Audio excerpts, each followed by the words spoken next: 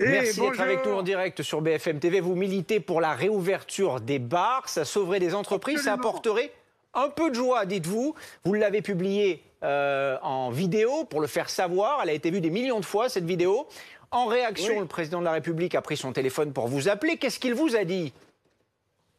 Je retire mon masque parce que c'est plus facile. Vous pourrez lire sur mes lèvres comme ça, hein.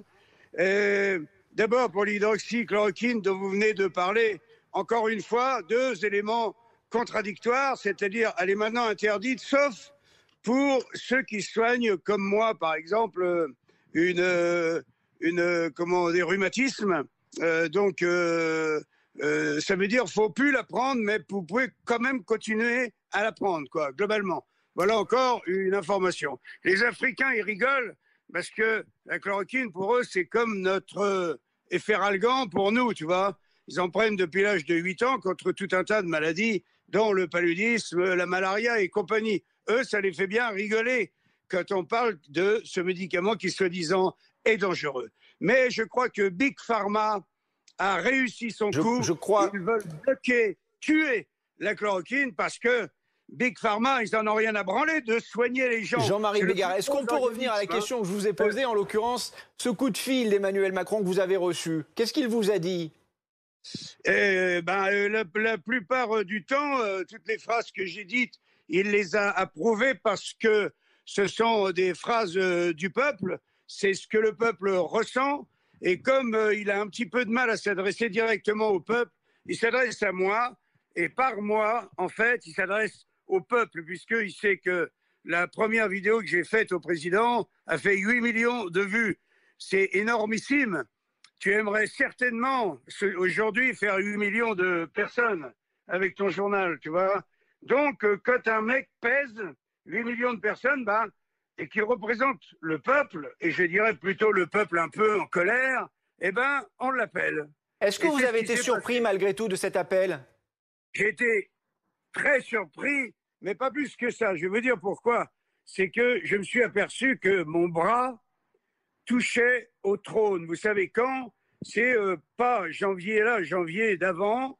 Les gens de la maternité de Guingamp m'appellent, tout le personnel, et me disent c'est une catastrophe, on va fermer notre maternité à la fin du mois.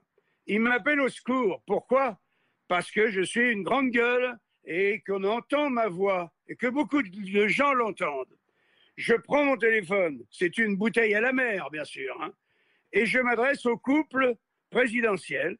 Je suis très familier et très correct et élégant avec eux. Je dis Emmanuel, Brigitte, Brigitte, je fais appel à ton cœur de femme.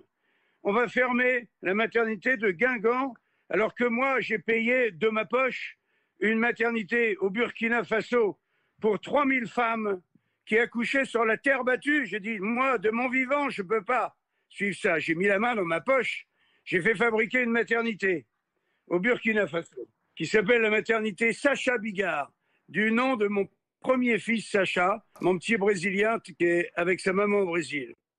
2 jours après, je suis dans ma voiture de tournée, on me dit « Ne quittez pas, Madame Macron va vous parler ». J'arrête la voiture sur le parking, je suis époustouflé, tu vois. Et Brigitte Macron me dit « Nous avons écouté avec Emmanuel votre message. Croyez que ce n'est pas un coup d'épée dans l'eau et nous allons faire quelque chose. » 4 jours après, l'Élysée m'appelait pour me dire qu'ils avaient repoussé la fermeture de la maternité de Guingamp à 2 ans. Ce à quoi je leur ai dit, je vous préviens, dans 2 ans, je serai toujours là. Tu vois, j'ai même plaisanté avec eux. J'ai dit, cette maternité, en plus, a son quota de naissance, donc elle a toute raison d'exister. Et je dis, si elle n'a pas son quota de naissance, j'irai le faire moi-même. Jean-Marie Bigard, oui. Jean-Marie Bigard, pardon de vous interrompre, mais vous n'avez pas été tendre dans votre dernière vidéo avec Emmanuel Macron, avec le gouvernement. Vous parlez notamment de tocards du gouvernement. Et malgré tout, Et le président vous rappelle, le président vous écoute. Oui. Vous représentez qui? Le peuple. En tout cas, 8 millions de personnes. Si tu retires les bébés et les vieillards, ça fait une sacrée grosse partie du peuple. Vous pensez avoir Et une c'est pour ça influence sur Emmanuel Macron et c'est pour Brigitte ça que Macron? le président m'appelle, hein, qu'est-ce que tu crois?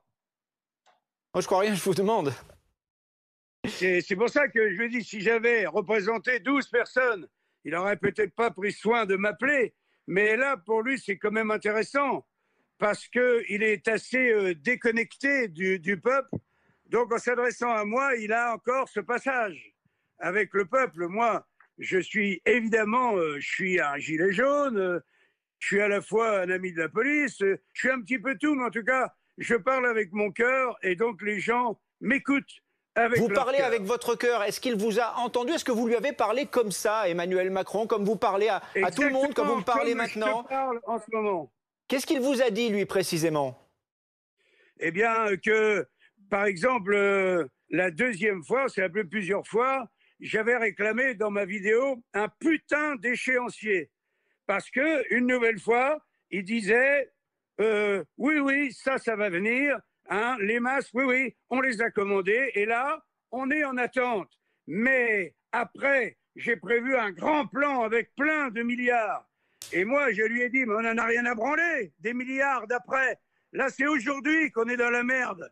Et qu'est-ce qu'il vous a dit? Quand les médecins auront, les généralistes, les médecins de ville, quand ils auront suffisamment de masques. Beaucoup sont morts car ils ont contacté leurs patients sans masque puisqu'ils n'en avaient pas. Ensuite, je lui ai dit comment on peut entendre autant de conneries de la part de gens qui sont très proches de vous. Comment est-ce que Jérôme Salomon ou d'autres peuvent nous dire non, les scientifiques ont dit non, c'est pas bon le port du masque pour tout le monde, c'est pas bon, c'est plutôt même dangereux. Jean-Marie Bigard, moi j'ai l'impression d'entendre un homme politique me parler là. On ne les avait pas les masques. Et une semaine plus tard, ils nous disent le masque est obligatoire. Est-ce que vous allez faire de la politique, Jean-Marie Bigard, au-delà de votre engagement à Paris? Bande de tocards comme ça, qui disent tout et leur contraire. C'est pour ça que j'ai dit, je reprends ton expression, Emmanuel, t'as qu'à traverser la rue pour avoir du boulot. Et bien là, t'as qu'à traverser la rue pour prendre n'importe quel tocard qui sera meilleur que cette bande de menteurs. Et les plus dangereux sont les menteurs. Jean-Marie Bigard, vous le savez peut-être, puisque vous avez l'air d'être très bien informé, à l'Élysée, une candidature dissidente est une hypothèse qui est prise au sérieux, à l'image de ce qu'avait fait un peu Coluche en France dans les années 80 ou de ce qu'a fait plus récemment l'humoriste Beppe Grillo en Italie. Est-ce que cette candidature, ce pourrait être la vôtre? Eh bien, ça pourrait, si ça pouvait aider au peuple à avoir une voix sincère qui ne ferait partie d'aucun parti politique. Oui, ça pourrait me tenter. Comme, par exemple, j'ai soutenu Marcel Campion. Il était d'aucun parti pour la candidature à la mairie de Paris. C'est ça que j'aimais bien.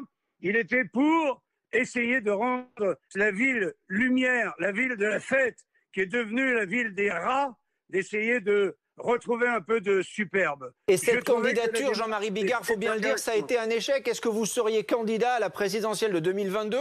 Est-ce que vous seriez prêt à franchir le pas ? Je viens de répondre que ça pourrait m'intéresser si je sentais l'utilité d'avoir quelqu'un de sincère qui représente réellement le peuple. Vous avez le sentiment que le président, que le gouvernement ont pris la mesure de la colère des Gilets jaunes ? Mais ils ne prennent aucune mesure. D'ailleurs, tu remarqueras que Parlement et gouvernement, ça finit par ment, du verbe mentir. Tu comprends ? Donc on ne peut pas y arriver comme ça. Bien sûr qu'ils ne comprennent absolument pas.